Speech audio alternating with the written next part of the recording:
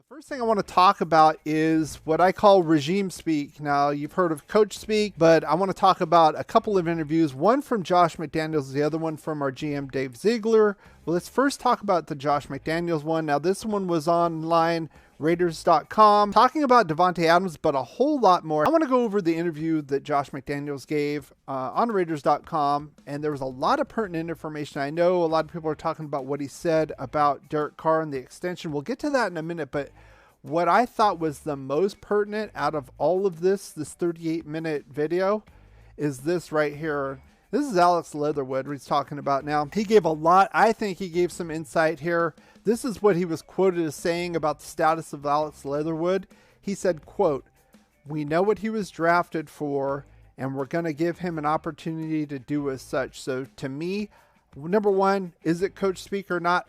I don't think so. I think this is legit. And number two, more importantly, I think they're going to give him an ample opportunity to be the starting right tackle. So to me, given our moves there in free agency, re-signing Brandon Parker, I would rather have Alex Leatherwood there than Brandon Parker. I think he has much more potential. We've seen Brandon Parker. We'll talk about him a little bit with the Ziegler interview that kind of clears up even more. I feel that Alex Leatherwood will probably be our starting right tackle unless he kind of fails miserably. The other thing I want to talk about, obviously, is Derek Carr, and he talked about the extension, and Josh McDaniels said he's looking for that sweet spot. Basically, is it, the sweet spot between the organization and the player making the deal that's kind of a win-win for both sides? And I know a lot of people kind of ran with that.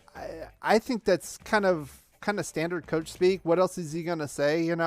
I think it's kind of coming along. I don't have really an issue with it. I think that's kind of more smoke than anything else. I was more interested in what he said about Alex Leatherwood, to be honest with you. But speaking of Derek Carr, Dave Ziegler also gave an interview talking about Davante Adams, of course. And, I don't really want to go over that. That's not a huge deal. Honestly, what he said, I didn't see anything real significant about it. But he did talk about Derek Carr, and he did talk about the sweet spot comment, because this interview came after the interview. What he actually said was regarding this is that basically every contract has a sweet spot, and they basically going to keep it in-house for the respect of all parties.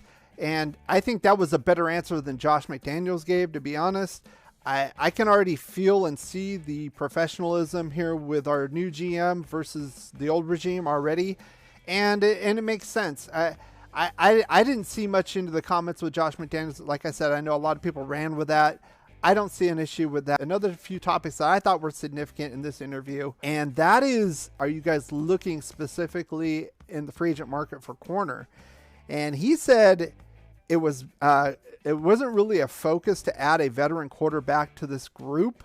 And this is obviously after the Rock Ya-Sin trade. And I kind of believe him. Maybe they tried to go get Stephon Gilmore, and he wanted too much money. Personally, he's 32, 33 years old. I'm not so sure I'd want to break the bank on this guy. I would rather get some lower level corners that are out there. I've already talked about guys like Bryce Callahan. I know he's a slot, but still, I think there are lower tier guys you can pay less money to be honest with you, and have a better payout instead of maybe him getting hurt again. Remember, he had the great injury last year. He had that quad injury. He had that basically got him out of New England. A lot of issues he was saying that they didn't handle the injury properly in New England. They went to Carolina. He only played like 8 games last year for Carolina. So is he on the decline? Is he going to start breaking down? Should we pay that much money? I don't think so.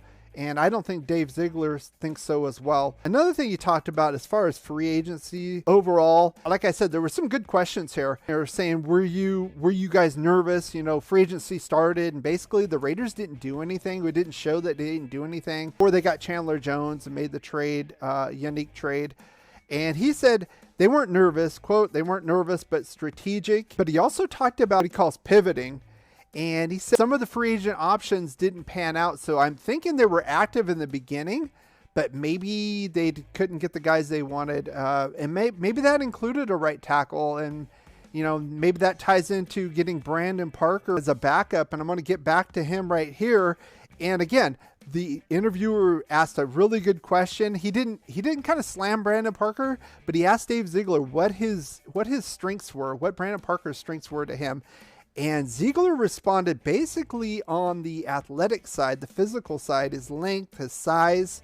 He also said, quote, he is not a finished product. Now, to me, they signed him a 1 year, $3.5 million deal. This is his 5th season. How much more ceiling are we going to see from this guy? I don't see it.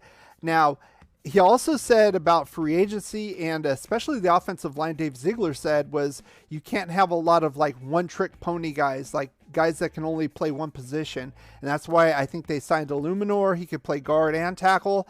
And I think, honestly, between the Josh McDaniels interview and the Ziegler interview, I think their direction is to put Leatherwood at starting right tackle and then have Brandon Parker as a backup, as a swing as well, in case Colt Miller gets hurt. He can play the left side as well. So I don't like Brandon Parker. Maybe he could do better on the left side. I still think we should sign a veteran guy like a Bobby Massey or an Effendi. Now, I know they're not great players, but I think they're a hell of a lot better than Brandon Parker. When you have great coaches, then after you have great coaches, you get great players.